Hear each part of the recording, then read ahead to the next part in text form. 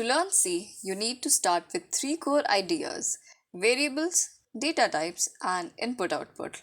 Let's break it down quick and simple. In C, variables are named containers that hold data.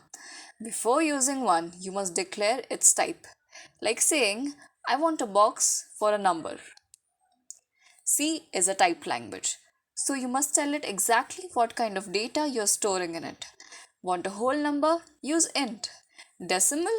Go with float. One letter? That's char. Printf is how you talk to the user, that is your output, and scanf is how you listen, that is the input.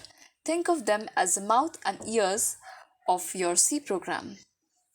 Here's a full mini program. It declares a variable, asks the user for input, and prints a message back. Simple but powerful. Mastering these three ideas sets the foundation for everything else in C, whether it's math, games, or system. This is where it starts.